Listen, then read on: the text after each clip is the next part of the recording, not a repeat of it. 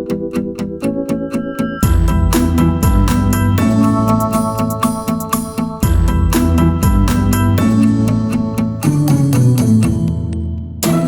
à tous et bienvenue dans cette émission You Say It, l'émission où on parle de tout.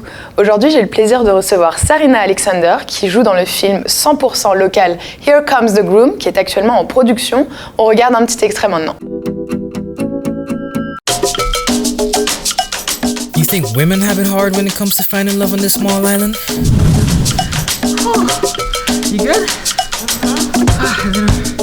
Well, we men have an even tougher time trying to please them. Hey! Let alone understanding them. And I gotta listen to these guys? You gotta give and take, right? It's not like I can just place an ad in the local newspaper. I gotta be selective. Sift through the ladies.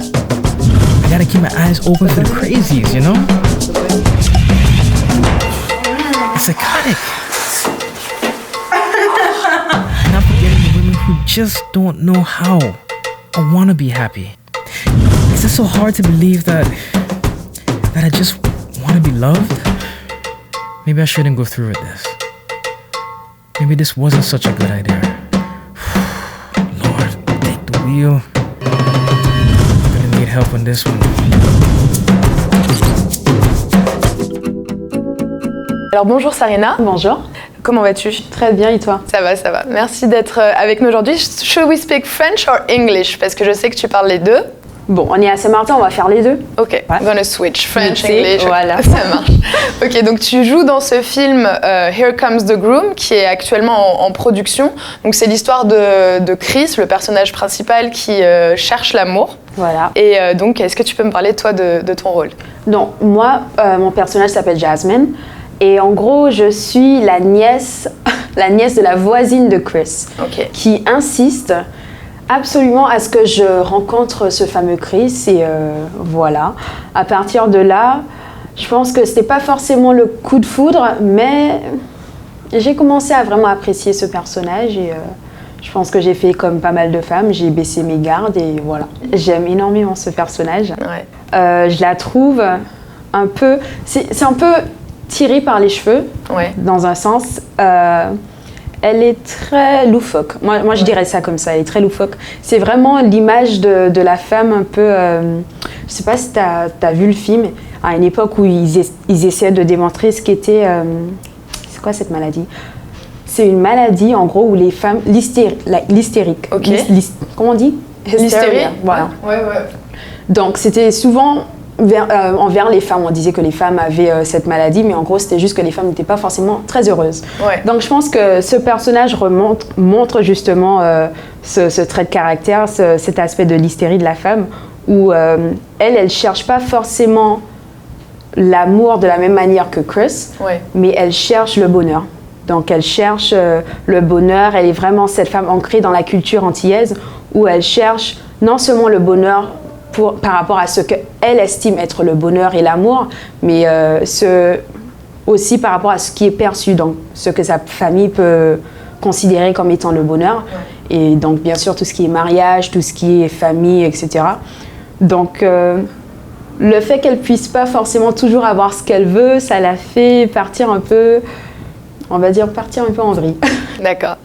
Justement, donc tu es Saint-Martinoise, tu es d'ici. Ce rôle de Jasmine, tu dois tout à fait bien l'appréhender. Comment tu te places, toi, justement, par rapport à ton rôle? Est-ce que tu lui ressembles? Est-ce que toi aussi, tu as beaucoup de pression sur tes épaules dans ton quotidien par rapport à ça, par rapport à l'amour? Dans le vif du sujet. Jasmine, honnêtement, j'ai toujours dit à l'écrivaine, donc Latoya Lake, que j'adore ce personnage. Ouais. Parce que du coup, c'est une femme qui est sérieuse, c'est une femme qui carriériste, elle est professionnelle, etc. Et c'est quand même une femme je pense que lorsqu'elle a vraiment découvert l'amour, Ouais. et honnêtement, je pense qu'elle me permet de tap into my crazy.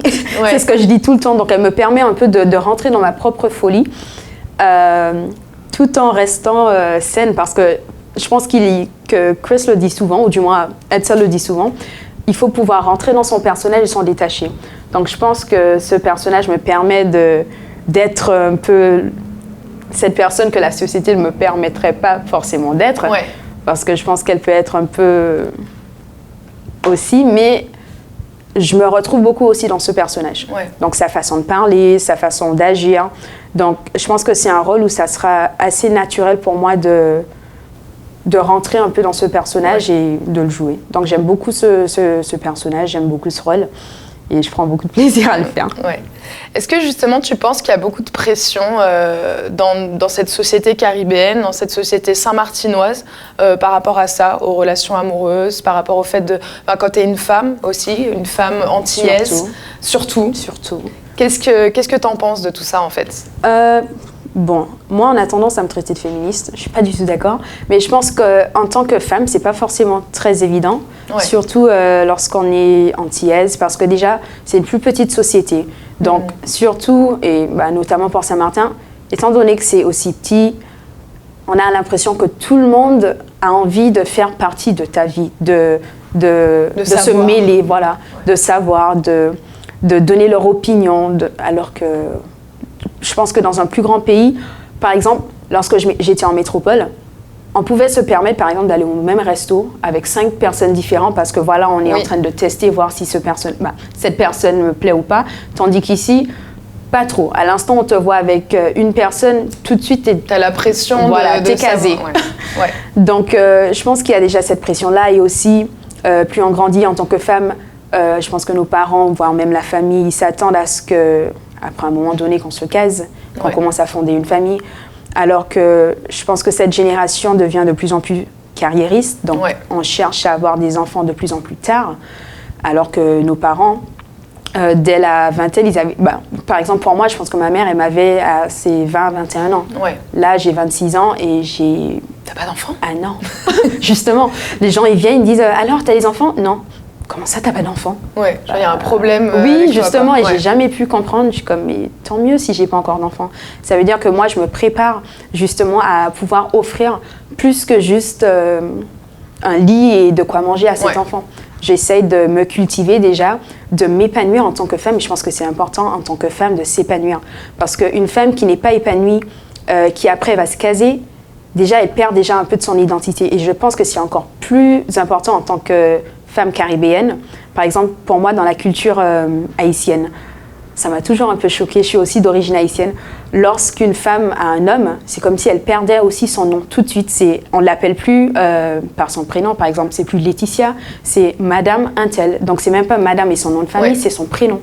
Donc déjà, tu n'es même plus toi-même en fait, tu es la personne avec qui tu es, quoi, parce que c'est un homme. Voilà. Donc déjà, lorsqu'on sera marié, on perd notre propre nom de famille, on a le nom de famille de notre époux, mais déjà dans la culture haïtienne, on perd aussi notre prénom. On devient Madame Joe, Madame whatever, son prénom.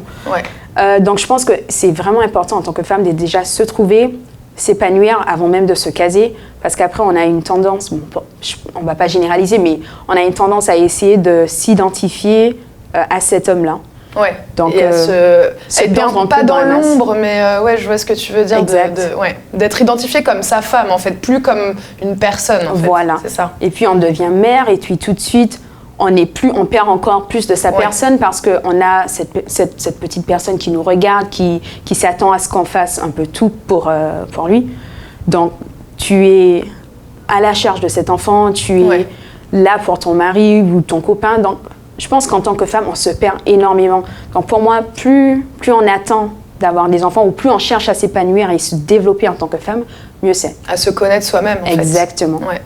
Est-ce que tu penses qu'il y a de plus en plus de femmes, on va dire, qui se libèrent justement dans notre société? Je parle toujours antillaise et particulièrement saint-martinoise. Est-ce que tu penses que toi, par rapport autour de toi, etc., est-ce que tu as l'impression que c'est quelque chose qui est en train d'évoluer ou c'est encore timide? Qu'est-ce que tu en penses? Je pense que ça s'évolue, mais il y a 2 aspects. Parce que du coup, il y a certaines femmes qui vont se lâcher, qui vont faire ce qu'elles ont envie de faire, mais tout de suite, elles seront cataloguées de manière péjorative. Ouais. Et bizarrement, d'un côté, j'admire ces femmes. Donc, ce sont vraiment les femmes qui, si elles ont envie de faire partie du carnaval, vont faire partie du carnaval. Si elles ont envie de s'habiller de manière un peu provocante, elles le font. Et c'est leur droit, c'est leur corps. Et elles s'amusent. On a vraiment l'impression de voir des jeunes filles. Et elles ont la vingtaine, mais on a l'impression de voir des jeunes filles qui s'amusent. Et je trouve ça absolument magnifique et magique. Parce que tu vois vraiment que lorsqu'elles sont prêtes à vraiment se poser, elles ont déjà vécu, elles ont tout vu, donc elles n'ont rien à envier à leurs filles, elles n'ont rien à envier à des femmes qui seront plus jeunes qu'elles. Donc ça fera vraiment des femmes épanouies et de meilleures femmes pour notre société. Et d'un autre côté aussi, même religieusement, je pense qu'il n'y a plus autant de pression. Il y a aussi cette pression. Voilà. Mais plus autant. Je pense que même pour les femmes qui vont à l'église, parce que voilà, pour moi c'est quelque chose qu'on hérite, notre culture religieuse c'est quelque chose qu'on hérite. Là, même elles, de moins en moins, elles sont plus aussi strictes sur elles-mêmes. Et même les parents, je pense qu'ils sont moins stricts. Donc, on va voir des femmes religieuses qui ont des piercings. Donc, je pense que la société commence, qu'elle le veuille ou non, à lâcher prise et laisser un peu vivre ces femmes. Et plus de liberté et tout ça, de s'exprimer, de dire ce qu'elles pensent, de porter des messages. Voilà. Let's get back to the movie. Yes. Comment ça a été, comment tu t'es retrouvée en fait à jouer dans ce film? Il y avait un casting il y a quelques années, je pense que c'était en 2016. Il y avait un casting, je suis allée, j'ai testé. D'entrée, on m'a donné un rôle à jouer. Donc du coup, c'était un petit sketch qu'il fallait venir et présenter comme ça, sur le coup. Donc pas de préparation ou quoi que ce soit. Donc je l'ai lu, je pense que si je ne me trompe pas, je devais jouer un peu le rôle d'une femme un peu folle, décidément. C'est ça, ça te va bien en fait. Je pense. Donc je suis venue, j'ai fait ce que j'avais à faire, puis il y avait des questions, donc il y avait un jury, ils m'ont posé des questions et puis on m'a rappelé, on m'a dit que j'avais le rôle. Donc j'ai fait la première partie, donc à la base c'était censé être une série. D'accord.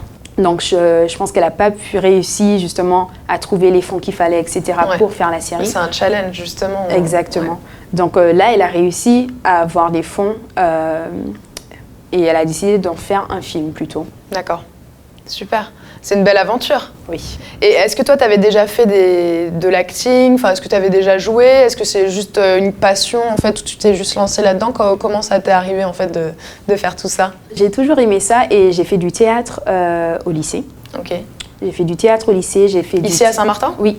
Ok. Donc, c'est Madame Fleming qui faisait ça. D'accord. Donc j'ai fait du théâtre avec elle ici, puis je suis partie en France, donc j'étais à Lyon.